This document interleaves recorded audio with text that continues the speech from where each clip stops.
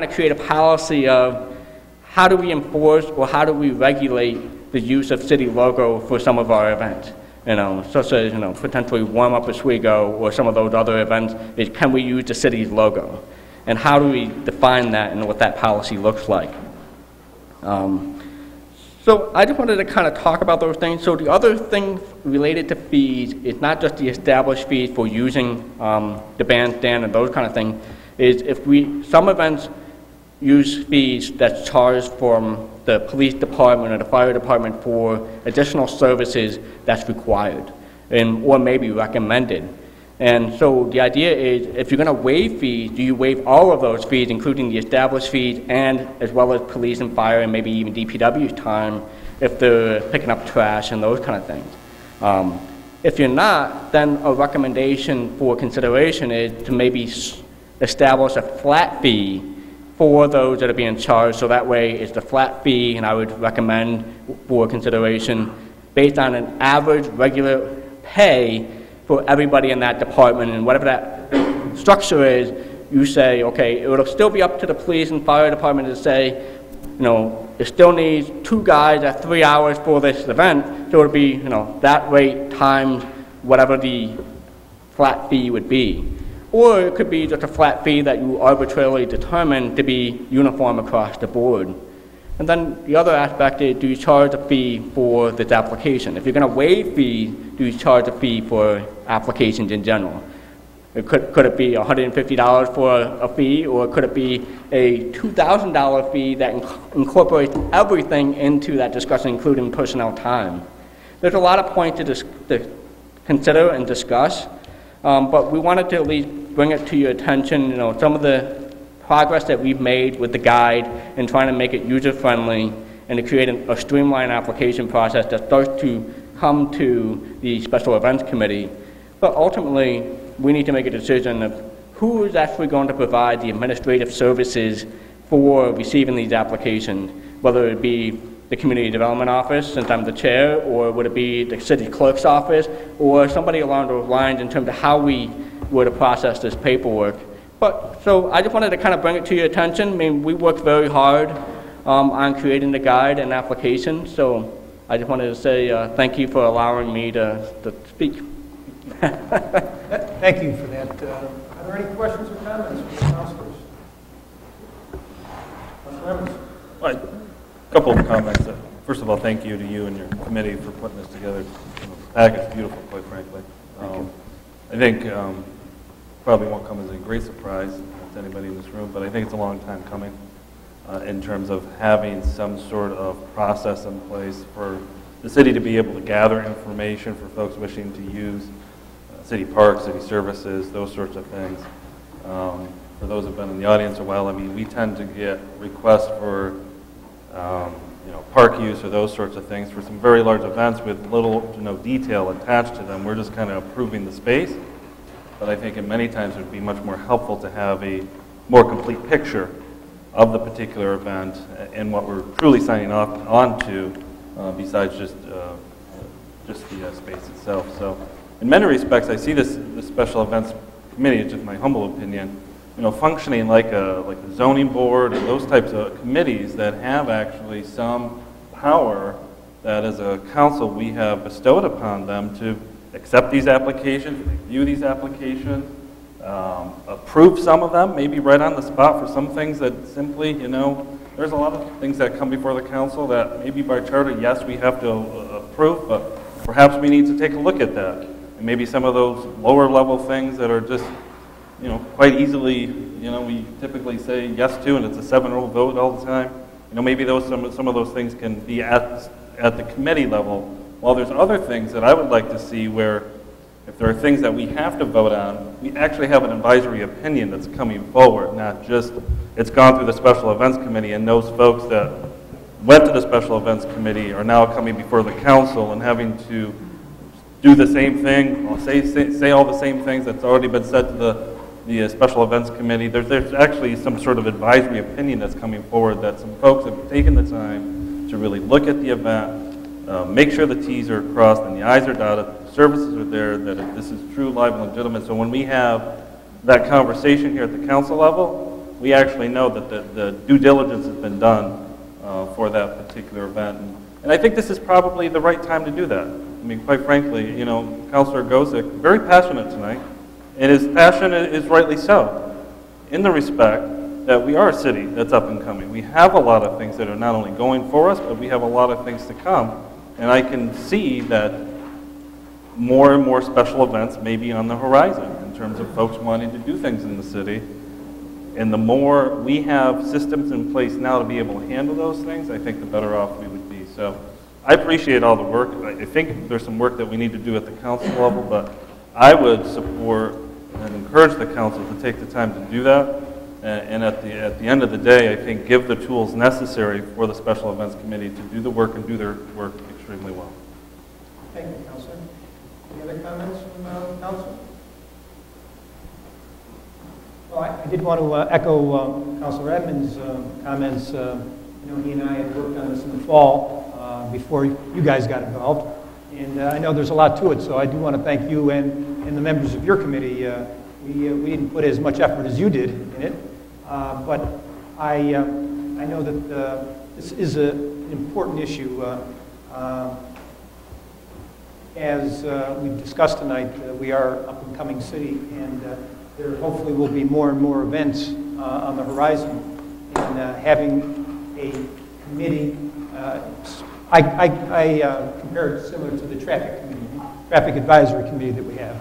I mean, it's not a full-blown planning and zoning committee, but it's a traffic advisory committee.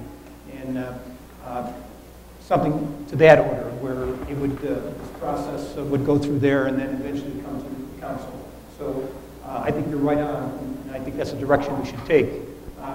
What you've created here, I think, is a good structure, a good bones, if you were to speak of it as.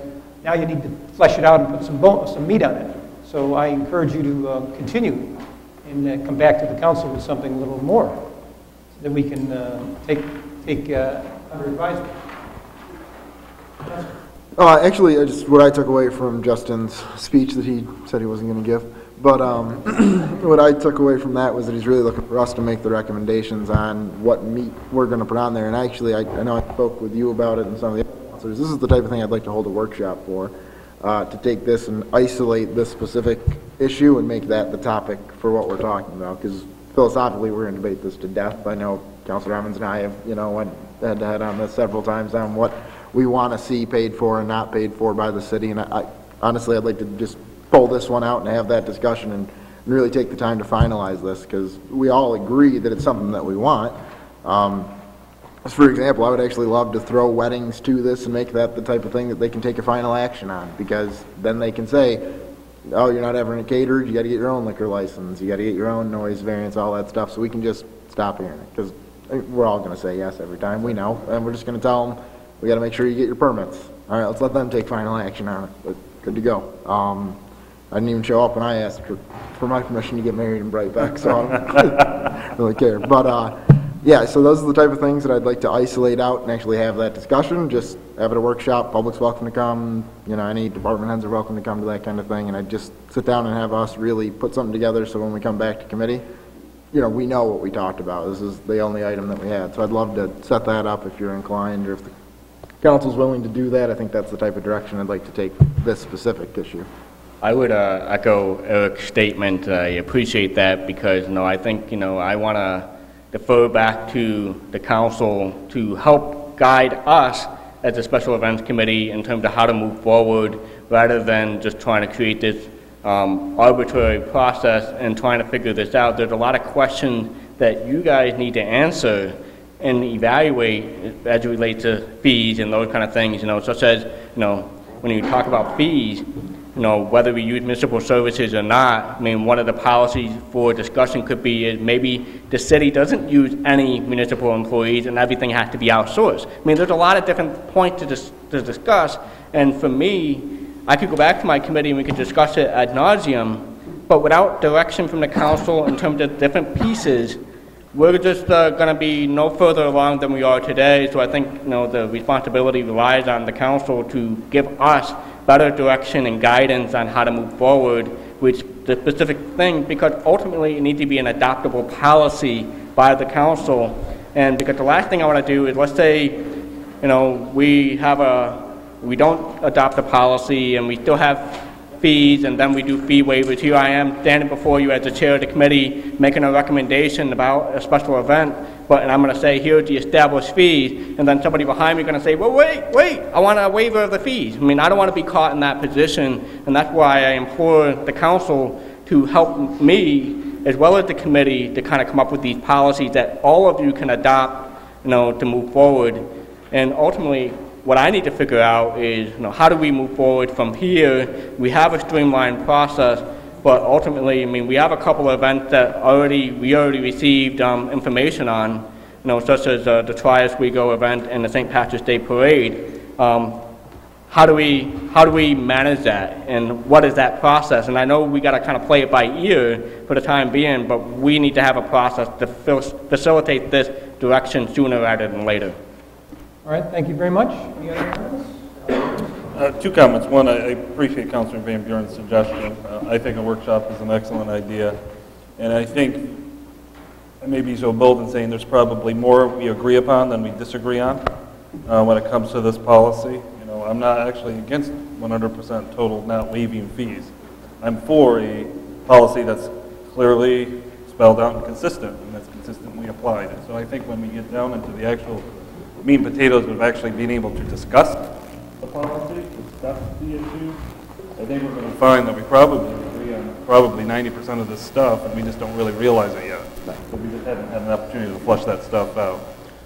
Secondly, personally, I would be, what you have laid out before us, I'm not exactly sure in terms of the guide itself that we have here tonight is, while it's centralized, clearly, my guess is, and my understanding is, this is the stuff that's already established in terms of, these are the fees that are already established, these are the policies that we already have established, these are the noise ordinances that we all have established. I mean, I would be in favor until we get to kind of a different place in terms of having this workshop and coming forward. I would be in favor of any events that are coming forward right now actually start going through the process as you have it laid out, just to start people down that road of thinking that there's going to be an application process.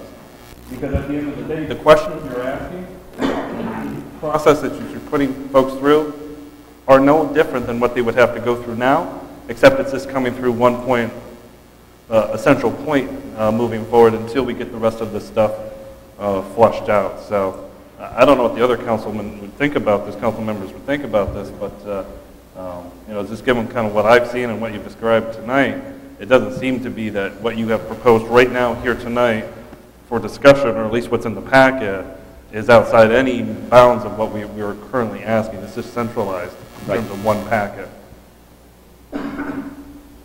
Yes, Councilor Goes. Yeah, I concur with Councilor Van Buren and Councilor Emmons on this. I mean, reading through it's impressive. Going through and looking at the guidelines, everything we've experienced over the last year, some of us being new on the council. And I agree with Councilor Emmons. I think at the time, it seems like it would be a good working document to get that process started rather than waiting another year. In addition, I think a workshop would be a good idea because, especially at this point after 2 hours, or however long we've been here already tonight, definitely not the best time, I think, to go over the fine details that can be hammered out and make sure it's going to work for the future and avoid any sort of, like you said, where we get to a point where there's some discrepancies and where there shouldn't be. It's all clearly stated, followed. So I'd be in favor of using this as a working document until we get to hold this public workshop where we can hammer out the finer details and address some of the issues you brought up tonight. Like, should only nonprofits be eligible for having the fees waived, which I would be in favor of personally. But looking at those things tonight, I think we'll be here till tomorrow. Yeah. Okay. With that said, can we move on? Do you want to make a... I'm fine with taking no action. I mean, I'm happy to make a statement just that I propose we'd have this workshop, Okay. government you feel we need within the next 2 weeks, so it's ready for next committee and just be ready to move. I honestly, I agree with Councilor Emmons' statements. I think there's not a whole heck of a lot to discuss as far as the bones of this structure and what we're going to accomplish. I think there's a few things that, philosophically we'll talk about, a few fees, probably not that many in reality. I think there's a couple things, probably take some notes from John and spend a half hour on road closures or something, just to liven things up. But I think, honestly, we could use this as a working document and have it in 2 weeks and be at it, by March, be using this as an operating document, so. Okay, let's go with me. let's move on to item number 13 then. Justin Rudgick, Community Development Director, requests discussion on the Route 48 Green Gateway Water Quality Improvement Project. Mr. Rudgick? Good evening. I just wanted to bring to your attention, the City of Oswego was awarded a 2014 grant from the DEC for the Water Quality Improvement Project. This was obviously before my arrival, and I mean, we've been, kind of talking about this project for a little while. It's back in my office now, and one of the things is we're trying to resurrect this grant to get off the ground. It's a green infrastructure grant, managed to mitigate additional stormwater runoff into our existing sewer system. So we would talk about things like rain gardens and bioswales and those kind of things as part of enhancing the right-of-way areas on Route 48. So the initial project application talked about a different area of the city, so we're making a recommendation to really kind of focus on how to link it to our downtown revitalization initiative boundary area. So we kind of shift the focus to really looking at the area between the Stephen Dorr Roth building, going through the intersection of West Utica to right about in front of the YMCA, kind of looking at that area as enhancing the Green Gateway area. It's a gateway area. So unfortunately, the city has a requirement of providing a match for this grant. It wasn't included in the original resolution. So the match is $84,312. So we've already contracted with GHD Engineers to do this work for this project last year. So they've been doing some additional work, and so we're looking for that allocation of funding so that way I can pay them and to be able to get that initial grant award to actual contract so we can actually get reimbursed. So that's basically what I'm looking for, and just to talk about the project a little bit, but basically I just want you guys to approve giving me that allocation so I can pay GHD and be able to take the next step. Thank you. Any comments, questions? Yes, Councilor McCall. After having explained why it was moved, I understand that part. That was going to be one of my questions. The other one I've got is, are there any engineering done for the old area that we have to pay for? Yes, so we've already received some invoices, and that's one of the reasons why it triggered me to ask for the city's match. Part of it is what I'm trying to do is the original grant, or the project amount was $414,000. So we were awarded whatever the difference is. I can't remember off the top of my head. I'll have Eric do the math. He's pretty good at that pretty quickly. So basically, I'm trying to salvage the project to stay within that $414,000 threshold, so that way we don't surpass that grant, the project award. So that's why the initial project agreement was about 3 acres of stormwater management runoff, and now this area that I just talked about is really 1.5, 1.4 acres. So it's a little bit smaller area, but I think it's more impactful and more in a more visible area, especially on the West Utica Street intersection area. I mean, that's the area that is one of the corridors into our downtown, so I think it's worth the investment. But I still need to petition the state to agree to that allocation, but at the same time, sometimes you have to spend money in order to get GHD engineers to do the work in order for the state to approve it. So it's kind of like this cycle, so I'm just asking for approval. Thank you. Any other questions? Just for clarification, now initially, is the reason why the location changes it because of the consent decree work that's going to be going on? Is this project going to come to fruition? If it's approved, if we approve the funding, would it come to fruition by the summer? Are we going to see some of these improvements, Green Gateway improvements coming in like this year, or no? You know what I'm saying? I mean, that's a good question. One of the reasons why we shifted the location is because of the ongoing consent decree work, and I don't want to have this grant hold up the consent decree because the consent decree says what time we need to complete that project by, so it just didn't make sense. I mean, if we had initiated this project 1.5 years, 2 years ago, we would have been fine. But since we didn't, we need to kind of shift focus, and I think it's actually worked to our advantage. In terms of the actual start date, I mean, once we get the preliminary engineering done, and submit the document to go to contract with the state takes anywhere from 4 to 6 months to actually do the contract. So I would say, to be conservative, I mean, you're probably not going to see construction until next year, but it'll be a short window of construction once it gets initiated, but it really depends on how quick the state is able to turn around the document and give us a contract. Thank you. Any other? Yes, Councilman. As soon as Justin said bioswales, kind of flared up my PTSD from Mary initially putting this grant in. And that was a rough time, and that was when this initially got the ball dropped. She pitched this to us as a consent decree abatement grant. This was going to offset a number of costs and lead us into other grants that we'd be able to get, and obviously none of those were ever realized. And part of the issue with why we need to allocate these funds now is it's actually holding out some other consent decree related grants that we can now apply for because this hasn't been allocated. So because we never made a move on this in the time frame the 2 years ago that it should have happened, we're now holding up grants that we could be realizing now. Right. So it's unfortunate, but it is something that I'd certainly push for us to move on. With that said, we have a motion? Make a motion. Counselor Corradino. Yes. Counselor Van Buren. Yes. Counselor Reynolds. Yes. Counselor Walker. Yes. Counselor Emmons. Yes. Item number 14, Mayor William J. Barlow Jr. requests discussion concerning a fire department transfer of funds. Mayor Barlow? This is the $185,000 that we put in personal services in the fire department's budget when we constructed the 2017 budget. We put this money in that account in case the union took us up on our part-time firefighter offer instead of them all being laid off. As you know, they were uninterested, and we know how the rest of it played out, so we had to move the money back over to overtime. Thank you. Any questions or comments? Seeing none, can I have a motion? Question. How much was it we're going to put back in there? 185. It's what we put in there was 30,000, so now we're adding 185. Okay. I'll make a motion. Second. Counselor Corradino. Yes. Counselor Van Buren. Yes. Counselor Reynolds. Yes. Counselor Walker. Yes. Counselor Emmons. Yes. Item number 15, Mayor William J. Barlow Jr. requests discussion of capital expenditures. Mayor Barlow? Thank you. If you remember last year, on April 25th, we approved a 5-year capital plan to help better project larger purchases, and be more fiscally responsible, and project costs years out rather than panicking at the last minute and buying things without a strategy. So now is the time to execute that 5-year capital plan we approved.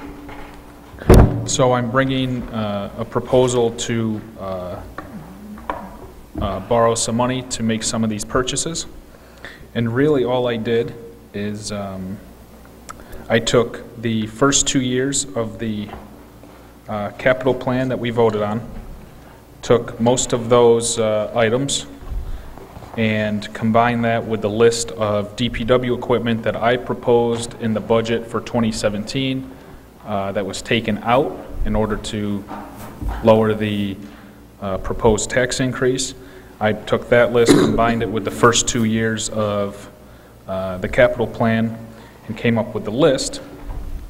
What was important to me was getting the list prepared as soon as possible, because a lot of that DPW equipment takes months or up to a year to deliver, like plows and sanders can take quite a long time.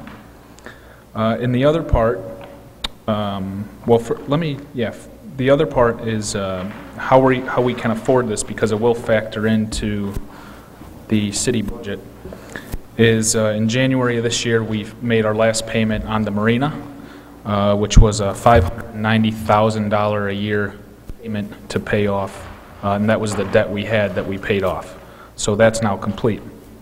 When I sat down to put this plan together, I wanted to make sure it was that the total annual payment was under what we were paying for the marina, so I didn't want to go above $590,000. The list I have in front of you, which I'll list for the public because what's in the packet is actually different. I'll get to that in a minute. are 3 plows and sanders, a 3-yard payloader, 16-yard Packer garbage truck, a street sweeper, 6-wheel dump truck, 2 pickup trucks, upgrade the fuel tanks and dispensers at the DPW. We're going to have to do that sooner or later, whether we want to or not. Beautification project at the forks of the road, that's the rain garden. Animal control HVAC, animal control security upgrades. The list I have, well, I put this in your mailbox, so you have it, but it wasn't in the packet. The list that was in the packet has outdoor control, animal control outdoor runs, animal control holding area. You can take that out because that is the grant money we're getting from Senator Ritchie we talked about earlier. Brittany Hills, finishing that development and the infrastructure out there, and upgrades to the Ponzi building. In addition, that's out of the general fund. In addition, you go down to water and sewer projects, you see the sewer vac, the west side and east side HVAC, and the CMMS system, which is essentially digitizing and automating our west side, our wastewater facilities and the operations. The counselors who went to the meeting with CH2M about our asset management plan know exactly what I'm talking about. We'll have to do that whether we like it or not. So all of that gets us to approximately $537,500. That number is with the animal control stuff in it. That still has to come out. That number will drop a little bit. It's still under the 590. We bond for this now. The first payment is in 2018, but that's on interest only. The first payment, it's a 4-year bond, and the first payment is in 2019. The number of 537 we projected, and we're being conservative. That's with a 1.6% interest rate. In reality, it's probably closer to 1.2, 1.3, but I'd rather be safe than sorry. And that brings me to the little mistake on my part. The list that I put in your packet and the capital plan that I put in your packet is not the same as tonight, because I was using the capital plan I believe I proposed to council. Council switched some things around, and that was voted on, and I worked the list of the list of items off of my capital plan, not yours. So we switched that around today. Didn't really take much. The only thing that's different from the sheet tonight to the sheet that was in your packet. In your packet, I had the pedestrian signals at West 1st and Utica, West 5th and Utica. I took those out to put in Brittany Hills, to put in the Ponzi building, and keep us below the 590 figure that I think we should responsibly stay under. So that's my list that I think is an intelligent list. Again, not the most flashy items, but stuff that I think desperately needs to be done and will put us in a better financial situation if we do it. Obviously, the list is yours to tweak and negotiate and take stuff out, put stuff in. The only thing I'll say that I believe really should stay in is the DPW equipment that we took out with what I think is a commitment to borrow for it.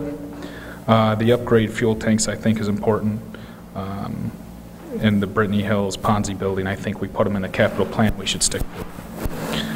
Urgency, I put this on as a discussion because I anticipate or figured you would probably want to tweak it in some way, so it didn't make sense voting on it tonight. The only thing that I'll ask is whatever we want to switch in here, we try to get done, and we take a vote to move forward on this on Monday night, because like I said, that DPW equipment's very important to get ordered, and to tell you the truth, I wanted it done last month, so we're already a month behind in my opinion. So with that, I'll let you guys discuss whatever you have to discuss, and I'm here if you need me. Thank you, Mayor. Are there any questions at this time from the Mayor? Would you like an opportunity to look this over and discuss it? Okay. No questions at this time, Mr. Mayor? Let's move on to the next item. Under executive session, item number 16, Kevin Caracoli, city attorney, requesting executive session regarding the proposed acquisition, sale, or lease of real property, or the proposed acquisition of securities, or sale or exchange of securities held by such public body, but only when publicity would substantially affect the value thereof. The property in question is located at 2660-2664 Johnson Road. Can I have a motion?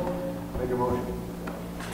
Through the chair, there are actually two matters. They're both for the same type of thing, but two separate properties. I just simply ask that we go into executive session for both matters instead of coming back and then going So I back. should read the last one as well. Just, the address is 104 So- East First Street. So in addition to 17, Kevin Caracoli, city attorney, requesting executive session regarding the proposed acquisition, sale, or lease of a real property, or the proposed acquisition of securities, or sale or exchange of securities held by such public body, but only when publicity would substantially affect the value thereof. The property in question is located at 104 East First Street. Now can I have a motion? Second. Counselor Corradino. Yes. Counselor Van Buren. Yes. Counselor Reynolds. Yes. Counselor Walker. Yes. Counselor Emmons. The gallery says yes.